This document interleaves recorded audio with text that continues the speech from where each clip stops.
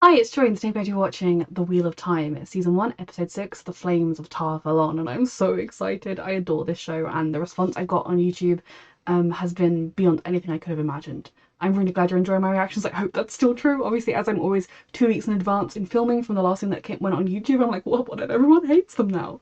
But no, I have come to absolutely adore this show.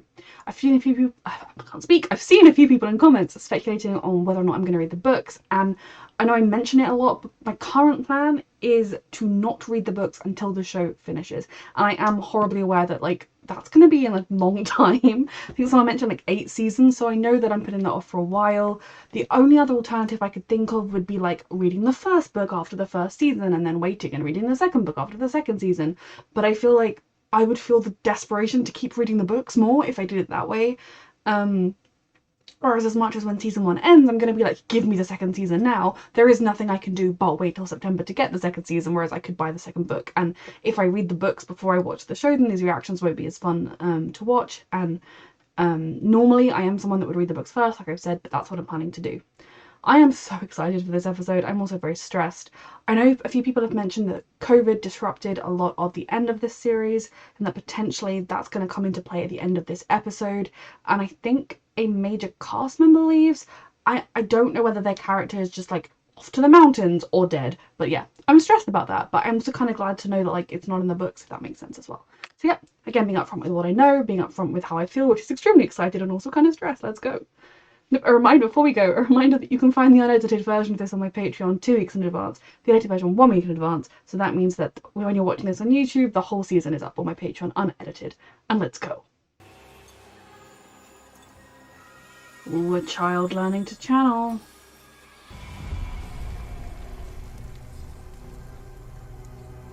Does that mean something to him? Daughter of the river.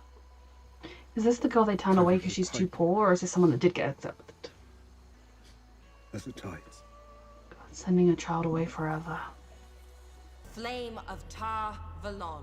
Ooh. The Amelin seat. Very fancy.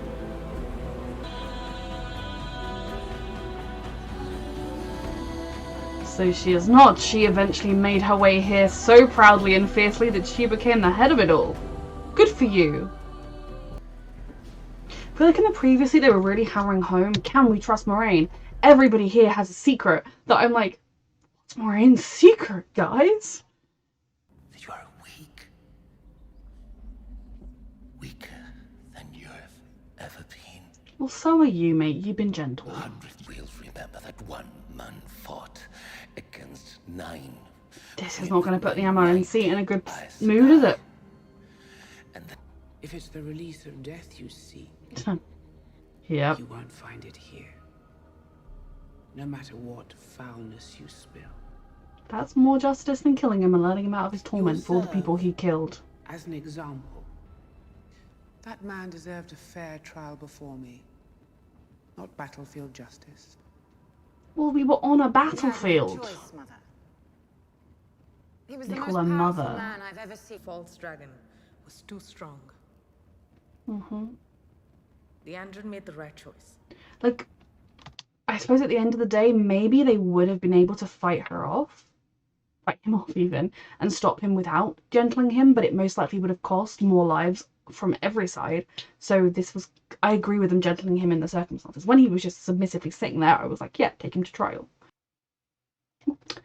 The Brown Ager, known for being the, I'm not saying that right, known for being the librarians of the Aes Sedai, always researching on the quest for knowledge. The Grey, I want to be a brown one. Much more fun.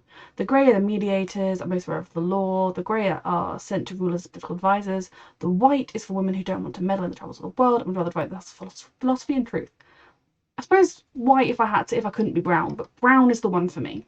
And it's so lame because brown is such a horrible colour. I need to see what their shawls and things look like to see if it would be like... I'm sorry. I'm taking my role very seriously. But no, researching is for me. They exist to protect our people. Okay.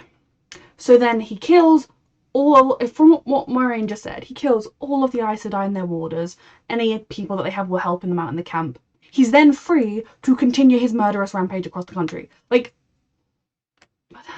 And yet Moraine said nothing of the girl's skills. We knew nothing. Because Moraine didn't Until know. naive Almira healed us of our wounds. I was unaware she could just. Sorry, what did you say? I was unaware. Forcing her to admit she wasn't aware. She was also unaware that she could channel. She was more than a simple... Moraine has flitted God. back and forth. to the Leandrin. This politics would make me want to leave this place or just go to the library. Oh yeah, the Browns look quite lame. is to gather... Unless you're suggesting the Amelin does not wish to question Moraine because Mother was once blue herself. Jesus. How petty can you be? I would want to escape this place Moraine too. Sedar. Forgive me, Mother, I cannot say. Oof. Cannot. Or will not. Why isn't she telling her? Does she not trust her with the knowledge, or does she have some other plan? I Don't will seem ask you one more time. power crazed at all. What is the purpose of your travel? She was like, I'm getting punished, I've got to make sure someone else is too. Lady Moraine Damodred. That breeds contempt for those you consider beneath you. You still have a chip on your shoulder? You're the head of this whole Outside place. Tower, it seems you do is beg your mother for mercy.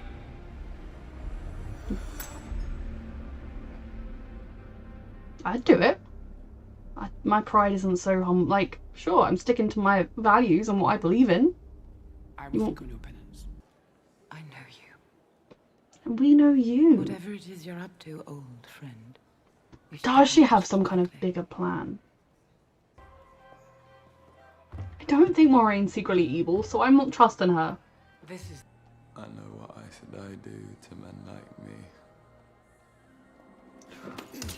Oh, bless him protecting his friend. He tries. He does try. Stay down. He hasn't channeled. The world doesn't need a dragon like me.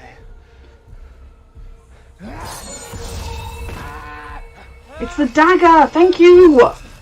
Stupid boy. Yes, he was very stupid. From Shadow Lagoth. Thank you for someone finally getting this dagger away from him!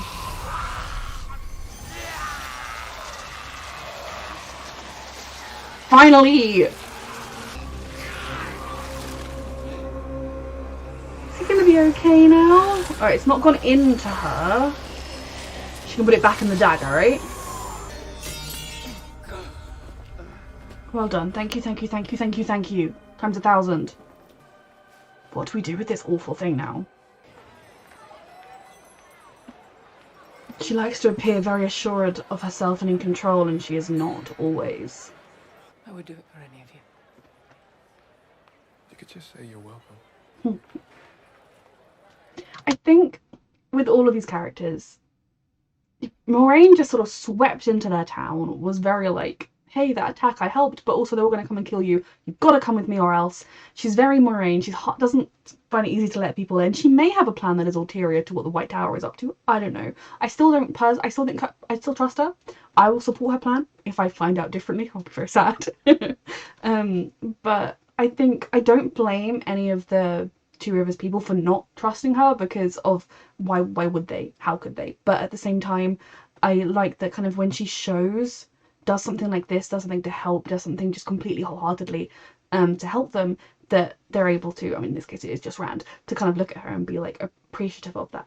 I guess it's kind of similar to with Gwen when she was like, Egwene told her about how she could channel potentially, and that kind of helped her, you know, they are willing to trust her, they just need her to prove it to them, and that is fair. He's stronger than he has any right to be. If you weren't, that dagger would have consumed him weeks ago. Ooh. It occurred to me that because I went back and I was rewatching my previous reactions to make a tally list, and I don't even know where I put this I made this list and I put it somewhere. Sorry, that was loud, I don't know. A tally list, and it's a really pathetic, like I gave up on it in the end because I didn't say it as many times as I thought I had about how people are gonna be the dragon. And you know, that one of my things I said about Rand being the dragon was when he barged the door down, that the barmaid had been like, that is impossible to open the door. That's really good English. But if he is of the super strong strange people, I mean, I don't know. They're really like the people with ginger hair, red hair from the mountains or whatever. That could explain his super strength, and it could not be dragoning, which could then be a discountery thing. But basically, yeah, the thing I came to was that I don't think it's Perrin, because I think Perrin is a werewolf or something. I'm not an actual werewolf. Egwene is probably my most likely suspect, partly just because she's a woman, but then would it also be more interesting to have it be a man, because the whole thing of like men can't channel, and then the original dragon was a man, and that's the whole it's part of the whole reason why men can't channel. But Rand and Egwene had the most ticks. Then Matt, there was some of Matt's was the dagger, but then like his being ability to use it would probably be another one in the Matt column. Nynaeve is on my list, and so is the little dude from the people, the Tinkers or whatever they were called. But yeah, I made a list. It's a pathetic list. But I mainly brought that up because I wanted to say that one of my Rand things now has a question mark next to it.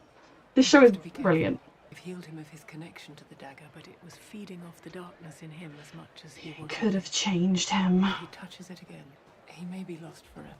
It could have changed him. Yay! Of course. Builder. How did you find them? It was his story, wasn't it? In the extra information-y thing. I'm just learn more about the Aegeas, and made me almost think that Aegeas, I'm not saying that right, I'm so sorry again. A safe place for us all to go might be a homestead if you can't touch the power and like the shadows never come, but that could just lead to a homestead being besieged. If wisdom is the title you claim, I suggest you start using some. Ouch. Old alliances are shifting and we must present a united front. Moraine's like, I just want to do my dragon searching. Make a time to settle down, Moiraine. Make yourself comfortable. Get home again. I'm in the middle of that top secret thing that I can't tell anyone about. It's really interesting to me that she's not telling anybody. I sent the message as soon. Oh, they're here. Moraine, Rand and Matt, are they I here? have people watching for their arrival. Oof. I have it on good authority that they're alive. Ooh, why isn't she telling them that she knows where they are?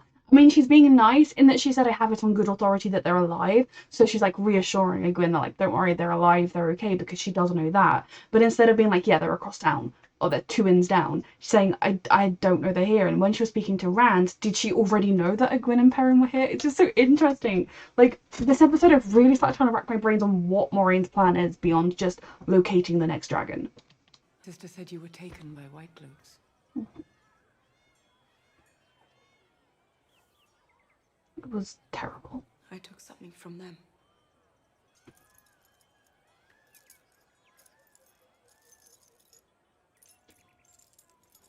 Yep. Valda won't hurt any more of your sisters.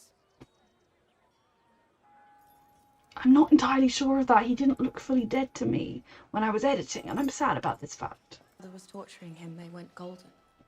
She trusts Moiraine completely. Did anything else unusual happen? It's like they listened to him. She fully trusts her. There are Oof. many in the city, Aes Sedai included, who would do him harm if they knew. Is he the dragon? There's much we don't know about the Dragon Reborn. What shape she or he will take. Why do I feel like Moiraine knows more than she's letting on? Is Moiraine the dragon and she's just seeking out some powerful kids to help her? Heal. Moiraine, what are you up to? I trust you, I do, but I would just like more information. I won't tell anyone else, just tell me. Secret between friends. It's a literal doorway. Does he have a secret child, the 5th candidate for the dragon? What were you thinking? Interesting. To put on has made everything we're trying to do much harder. Don't smile. So they are working together, and she's not a crazy power-hungry person. Am I forgiven, Mother? I hate it when you call me that. I enjoy this twist. Presidency remaining neutral. So when she said, you're making what we're doing more difficult, did she mean just their relationship? Because it's very clearly secret. Or did she mean Moraine's wider plan? Is she a part of it? Sorry, there's like a car alarm or something in the distance. I don't know if you can hear it. I am sorry about it. I am happy to know Moiraine has this in her life. Someone she can be intimate with. Though I still feel like some of her walls remain up at all times.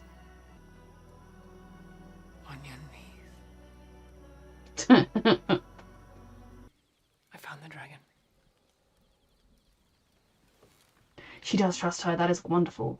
There's a different legend about where the dragon will be reborn. How they will I feel like we're finally getting into... Sorry. I'll go back a little bit because I was talking over her. I feel like we're finally getting to delve a little bit beneath Marie's skin, a little bit more into how she's thinking. And I am really glad to see that she does trust Cyan. I'm going to say her name wrong and I'm very sorry. Cyan. Like, a lot more than I initially maybe thought. I definitely, obviously, a lot more than in the council room. But even when they were first kind of together, I wondered if, like, she was still keeping a lot of those walls up because that's just how Moiraine operates. So I love that it's not just Lan. She also has this relationship where she can kind of let a little bit more of herself out. From a gleeman, I heard the tale of a many-headed dragon. The last dragon was one man. Why would the wheel split the dragon's soul into many? So they could all be the dragon. Oh my god, again, I'm so sorry, I didn't hear what she said again. So they could all be the dragon. If another sister finds out what we're doing, we'll be stilled. You think I've forgotten that? Well, say So it's something. stilled to them. Will. If they do potentially want to bring in the other sisters, Moiraine could just tell the truth of what she has been up to, and then she could be like, I've never heard of this before, but I think it is a wise course of action or something, which wouldn't be like, hey, yeah, you told me about that in our love den. You know, like, there's a way about this. If it's one dragon or five, man or woman. It'd be fascinating if there were 5 of them were all the dragon. The dragon or join him. I'll kill them myself before I let him hunt them. I believe her. I believe while they're still good, she will do everything she can to protect them, but she will not let anything stand in her way. It's quite tragic, really. Like, I'm really glad she has this person in her life that she's able to be close with. In this life or the next. But it's also really tragic to think that they can never actually have a relationship. MacCawthon. Is that his name, yes? Oh, fuck. Same boy you visited at the Light's Blessing yesterday. I'm sure the Amelin would love to understand that connection. She fucking already does. I know about the man you meet in North Harbor. Walk away. Never mention this again. Or I will tell your Red Sisters where he lives. We both know what they'll do to him. Moiraine is definitely someone that gathers intel and just holds it for the right moment. From a room built of wood and dirt, how can you call yourself a leader? Oh. Nynaeve. Of course she had no clue she was even alive. You're dead. So did the Trolloc that took me. What are you doing Oh, here? so the Trolloc thought she was just a snack for later? But the Amelin's expecting us. The truth is, the two of you have been called to greatness. The fate of all of us rests on you now. On the decisions you make, and it certainly doesn't care what you want. Where is this going? The wheel calls. So what do we need to do? Yeah, but she's far more on board. You are exiled from this town. For how long? And eternally binding. So can she literally never come back? Ever? Which, I mean, I feel like Moiraine is quite happy wandering around doing her own thing, but it is different to know that you can't go home. It's very different from choosing not to. I, Moiraine Sedai, will never return till she calls me home. Okay, so no, it's not forever, that's May good. the Creator's face And rebirth. The layers in this I, moment. Moiraine Sedai, and obey Swan Such. Daughter of the river. She didn't say the Almond Sea, she said her name. Strong as the pike, strong as the tides. Can no one else hear their exact words at this point? Or may my Creator's face turn from Yeah. me. The quiet words of it were just for the two of them. It's really emotional. They have got across their deep, like, bond and love for each other in so few scenes so freaking clearly. It helps that they're two phenomenal actresses, but it's the path she's chosen, but it is not an easy one. I'm proud of you, although I'm still mildly concerned. But no, ultimately I believe the whole ulterior motive and plan is not... I never really thought she was up to anything sinister, but I was just worried that she could be, like, could somehow be misguided. I don't know. But the fact that like they're kind of in accordance with each other and it is just what we thought it was, as far as we know, makes me happy. Even though I do feel for her.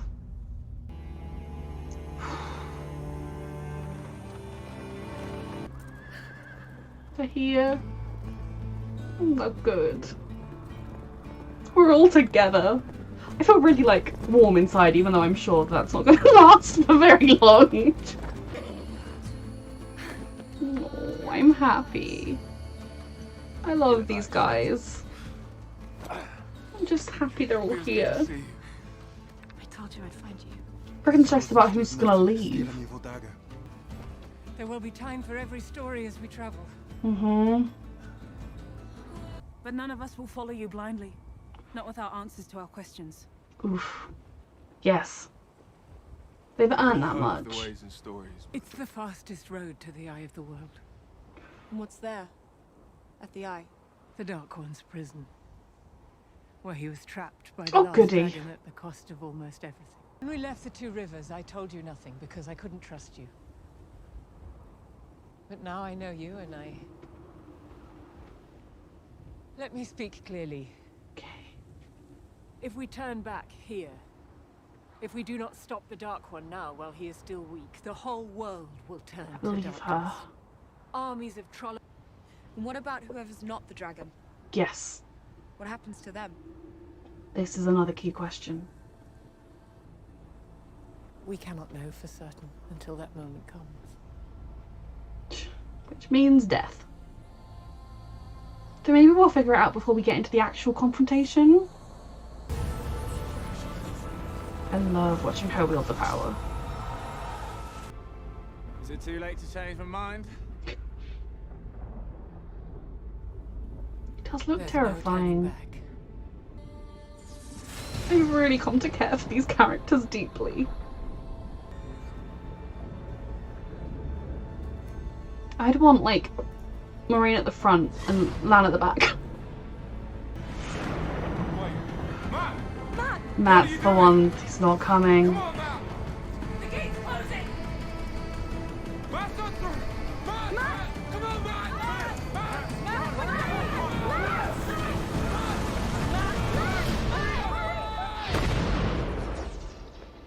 What has happened? Okay, so I will talk about the whole episode and I will get to it unless my brain fog happens and I forget a part of it. Fantastic episode, but obviously I'm going to talk about the bit that just happened because it's in my brain. I was warned that the ending of this season some stuff happens that deviates more from the books. I obviously will have no clue about that, but that maybe doesn't seem like quite as good storytelling, but it's because they were affected by COVID, and fair play, like, fair enough, you know. I will hold that against absolutely nobody. I'm guessing Matt's actor is the one that chose not to return to the show. Is that like a permanent thing? I presume. And if so, is someone like, is he going to be in season 2, or did that kill him? Did, like, when the gate closed, it sent off a little explosion in that radius and Matt died? Guessing Matt's not the dragon, so, you know, cross him off my list. Again,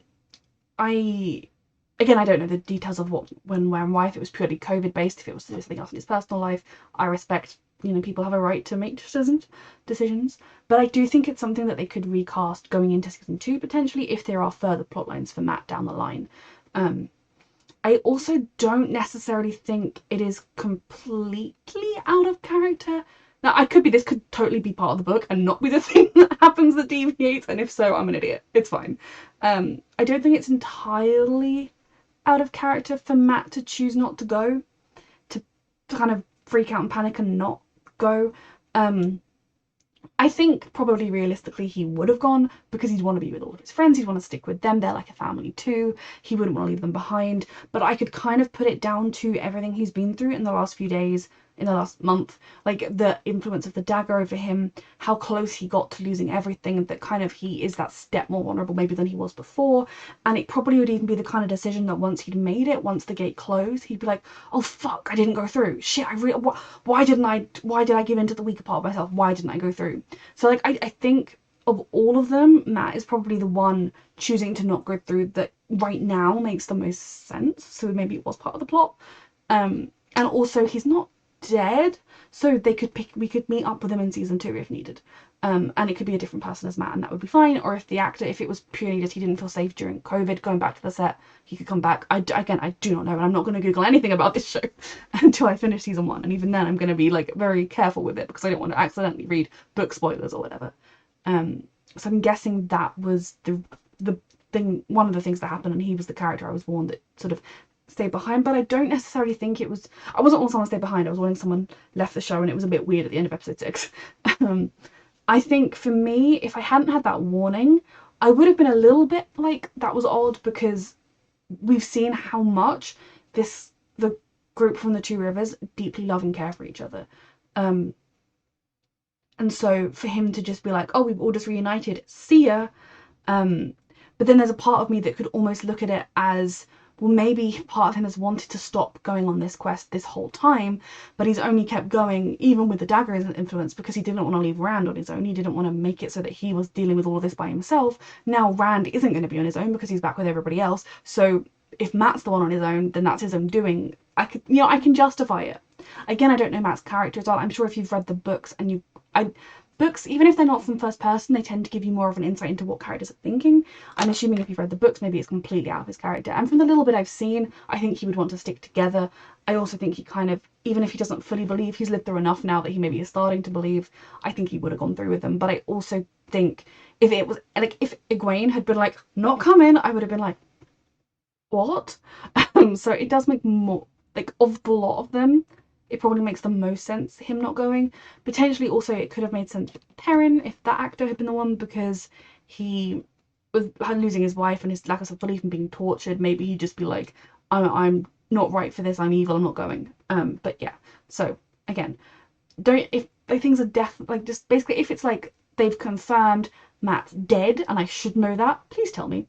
Again, realistically, by the time this goes on YouTube, I will have watched the finale. But also if they have announced that Matt is coming back, different actor, same actor, in season 2, well, let me know. I may have googled it by then, but I'm also going to be I'm not going to just go wild googling, because I don't want to accidentally google and be like, so that's a spoiler, you know. So I'm going to do I'm probably not even going to do that much googling at all. But yeah, please let me know.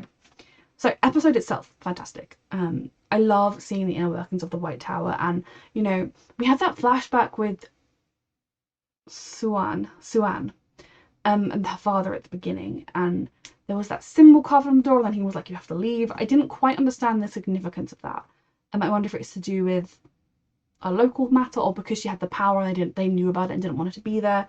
And it really shows you that yes, there are some people who would see it as a great honor to go off to the White Tower. There are other people who, you know, you don't want to go away to this place and give up the entire identity you've known your entire life, to give up your family, to give up everything that makes you you, to become this other person. And it is a sacrifice. And it's not the kind of thing where you keep your family and you visit all the time. So we saw that at the beginning, and I thought it was a very good way of kind of humanizing Suan immediately. And then when she seemed like a power-hungry maniac, I was like, so she's really lost the plot along the way.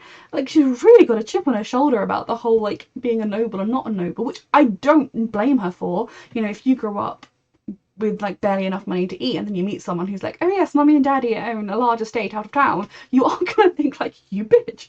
But when you've become, like, essentially the queen, I mean, she's not the queen, but you've become, like, the head of everything, you want for nothing, you really gonna keep that chip? But obviously it was all play acting to be like, oh, I look down on this woman. So the revelation that not only is she and Moraine close, they are also lovers, they're in love, quite tragically so in a way, like, because obviously they love each other and they never see each other because Moraine's never around. And even if she were to be around, I almost think it would be harder, because every second time they bumped into each other or walked past each other or in a council meeting, they'd have to always keep up that act that they don't care about each other. And it makes it even funnier, the warning in the previous episodes from the green lady, whose name I don't know because I have brain fog and I can't remember names, her warning that, like, oh, you know, you've got enemies, it's Leandra and the Almond Seat, I think you're going for a throne, and Moraine being like, oh, I'm not going for that, that's fine. It's even funnier when you look at it from the context of it. It shows you that she's done a very good job of acting like she doesn't approve of this Moiraine. Who does she think she is, going wandering around doing all these things? One that I do find is very, very interesting though is, you know, I began the episode being like, why is Moiraine's thing so secret? Like, at the end of the day, like, as it became more and more apparent that seemingly nobody in the White Tower, including her blue sisters, knew anything about what she was doing, it was like, why is she doing it? Now we know that she knows, and the Almond Suan knows, and they were the only two that were there, it said in the trivia, when the prophecy was spoken.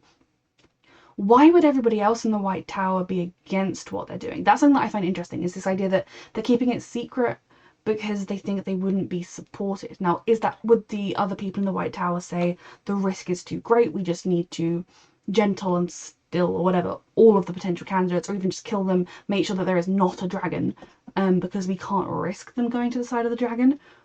Or is it far more complicated than that? It didn't quite come across, if it is, why they wouldn't trust them. Beyond the fact that it seems to be a den of vipers, you have people like Leandra scheming, and you know, kind of the different factions, the different colours being very much like, the blues are better than the greens, the reds are better than the browns, you know, all that kind of thing. I mean, the research and knowledge, history, more fun. No, but it was just very interesting to kind of see that it was a huge relief to find that she was trusting in somebody other than Lan. And then doubly interesting as to why they would keep it a secret, why the Almond Seat couldn't just be like, I have declared that we must look for the dragon, that I've sent Moiraine to look for the dragon, and, you know, if she finds people there to be protected and we're doing XYZ, why it has to be a secret? Do they not fully trust their own organisation, that there haven't been dark friends within it? Maybe the evil zealot white cloak dude isn't wrong when he thinks, like, I mean, he is wrong in everything he thinks, but maybe there are some evil Aes Sedai. It makes sense. There are evil people, or people with darker inclinations in every walk of life. So it was all very interesting, and it really added depth and dimension to Moiraine's character. I have loved her character so far, do not get me wrong. But for a lot of it, she's just very much this kind of, and brilliantly acted, because she's just completely like, I'm in control and I know what I'm doing, and my thoughts are in my head and no one else is ever going to know them. And she's kind of very, not aloof, but kind of reserved, I guess is more the word. And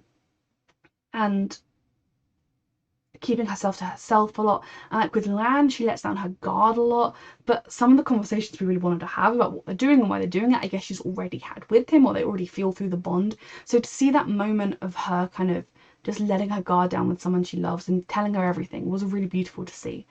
So that softer side of her, really. And I think we've seen glimpses of it. You know, we saw glimpses of it when she was first telling Egwene that she could potentially be a wielder of the power. We saw it when Rand was trying to thank her and she was like, I'll do it for any of you. And he was like, say thank you. Like, we have seen this softness in her, but she's very much aware that she is both in a position in the world and in a time of the wheel where she can't be soft. That part of her is not the part that's going to help save the world from with the dragon from the Dark One.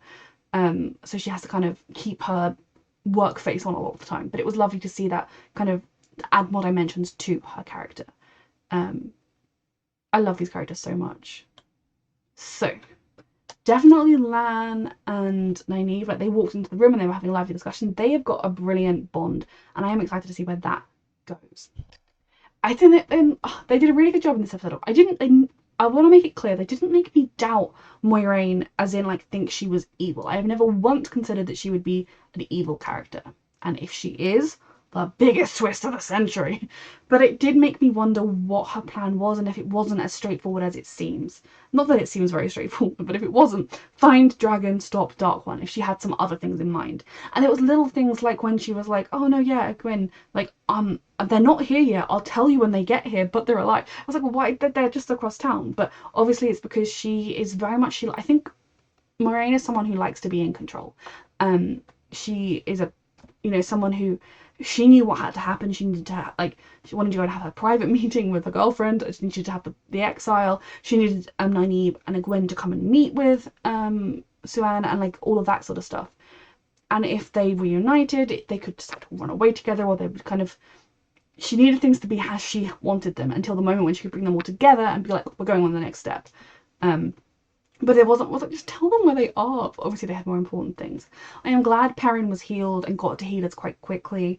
I am very glad Egwene was able to return the stolen rings to the rightful place. A little bit of peace for those women, hopefully.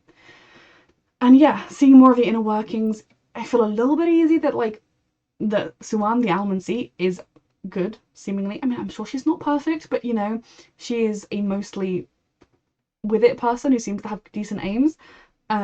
Obviously, I think there is truth to the fact that her hold on power is slipping. You've got people like Leandra making power play moves. The dragon, when I know he was provoking, but he also probably wasn't totally wrong in that there is a lot more anti-White Tower sentiment out there. And maybe the further removed the Dark One gets, the less they're going to be thought of. And then when the Dark One starts attacking again, it's going to be like, well, they're meant to help us. Why aren't they doing it?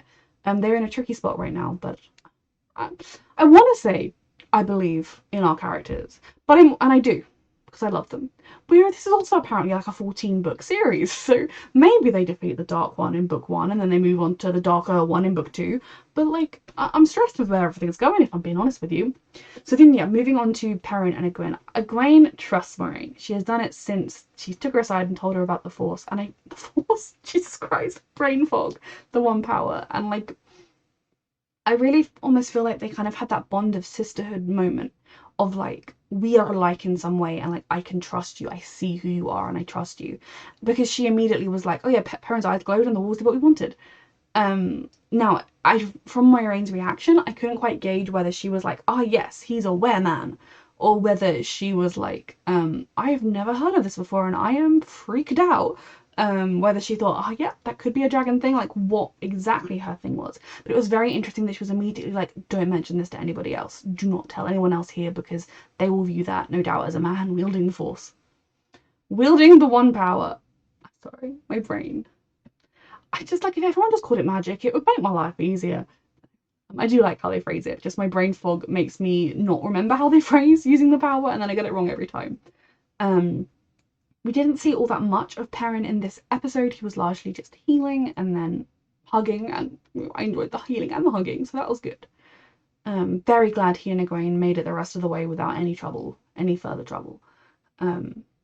Then we have Mat and Rand, and thank freaking goodness someone finally found the dagger on him. I mean, admittedly, if Rand saw the dagger, he would have just been like, that's a very shiny dagger, where'd you get that from? I don't think he'd have been like, ah, evil dagger. And even if he'd figured out it was an evil dagger, he would have been like, well, Matt's got an evil dagger. I don't know what to do with it. So I'm very glad that in that moment, again, it was just lovely seeing the way they are so terrified of the Aes Sedai. This image from what the Gleeman said of like, they will immediately gentle him. He can use the, and I get why the Gleeman said that. But Rand's like, I'm gonna protect you, and then Lan just being like, do what you want. They are, the way, the bond those characters have for each other, like, even if you didn't like them, it would make you like, even if, I don't know, like, you didn't know enough, even if you didn't really care about the characters that much, though I do, the bond they have for each other is just so endearing and just so, you just feel it. So it makes me love them more than I already do. And then, obviously, Mat being all, rah. Now, I do think Mat wasn't aware it was the dagger. Mat didn't know what was happening to him. He'd probably had the thought of, I'm going mad, I am potentially the dragon, and I am using the power, and I am going evil, and they're going to kill me, and it's not good, and I don't know what's happening. And so, obviously, I'm so beyond thankful, whether we see Mat again or not, that Moiraine was able to pull that out of him, put it back in the dagger. And then what did they do with the dagger? Is it like in a dark vault somewhere? Is someone speeding off to go and shove it back in the city? Like, where is the dagger? Have we still got it on us? I hope not. And I think that moment of seeing the way she just immediately, without hesitation, just helped Mat at great strain and personal risk to herself, helped Rand kind of think, the easiest thing to do there, if they were this dark evil force that I've built up this picture in my mind, this fear of what if Moiraine's secretly evil and wants to hurt us, she would have just done it then.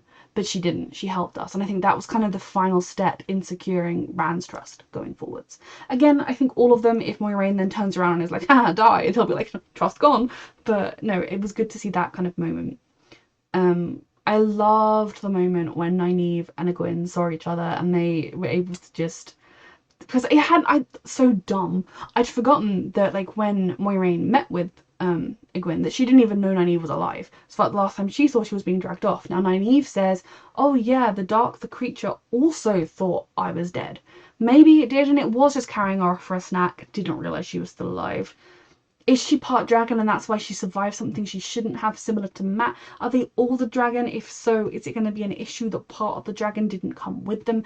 That concept that they could all be the dragon has glittered through my mind over the last few weeks and then flitted right out again because I was like, I don't know if that's a thing. It could be a thing, it would be very interesting, but then that would also present the image of when they talk about reincarnation and like the souls being returned to the wheel and being churned out again. Does that mean that the soul isn't going to ever be returned the way it was? The next time around you could be half you, half the man that lived next door, or does it mean that the next time you turn around you could be 10 people? Like, how does that would cast a lot of interesting questions on the nature of the wheel and what happens with souls.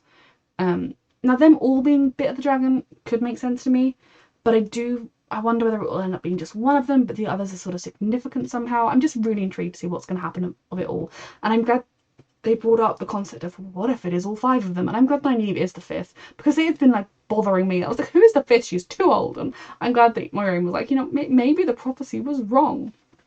Honestly, the blimming woman who died having that prophecy, it would have been a lot easier if she'd stayed alive and could have given us some more details. But no, I'm so invested in this show and these characters, and I definitely feel like I've missed huge chunks that I wanted to talk about, and I'm so sorry about it. And we're going to the Eye of the World. I don't entirely know what that is. Is that the mountain? Or is that somewhere else? Oh, the mountain. No, the mountain's where the dragon died. The Eye of the World is where they imprisoned the Dark One. They are different. My brain has to be that much up. The Ogier is coming with them. I need to learn his name. I will look it up in this episode's IMDb nowhere further to figure out what his name is and write it on my list because he's come with us. I love that he is helping us. Learning about him in the little preview video thingamajig was like about what the nature of leaving the Steadings is and how much he misses home all the time and longs for it. Was fascinating to learn about this other culture. And then the idea that the Steadings are a safe place because the power can't be touched there. I'm like, tell me more. Well, let's all visit. I mean, admittedly, any place we visit, I'm like, we're bringing death and destruction.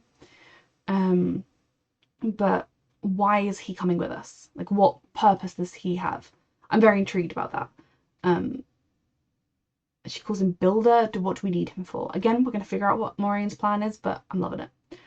And then the moment when, somewhat bittersweet now that Matt did not come with them, but the moment when the 5 of them reunited, and, you know, Egwene and Rand were able to hold each other, Matt and Perrin and Rand and Matt and Egwene, like, they were all just together, and that moment of we all survived, because as much as, you know, they've all told themselves, I have to believe they're alive, I have to believe they're out there, I have to believe that they're continuing the journey, so I'm going to continue the journey and all of that, it is much easier to, there will always be that part of them that will doubt it, that part of them that will think, no, I'm deluding myself.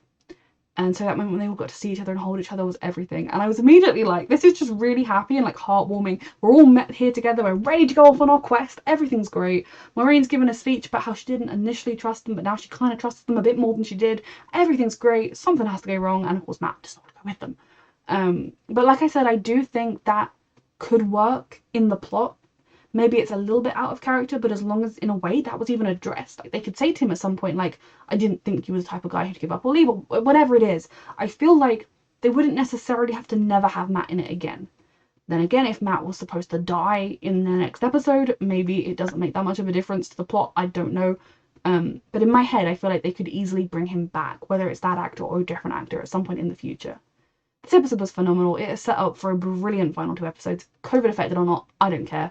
I'm in love with this show. Yeah, it's starting to hit home. Then in 2 weeks I'll be done, and then I'll have to wait until September. And I know that sounds a bit cheap, me saying that when everyone else has had to wait since like 2021 or whatever. But you know, it's a long time for me to wait. A reminder that you can find the unedited version of this reaction on my Patreon 2 weeks in advance, the edited version 1 week in advance, and thank you so much for watching.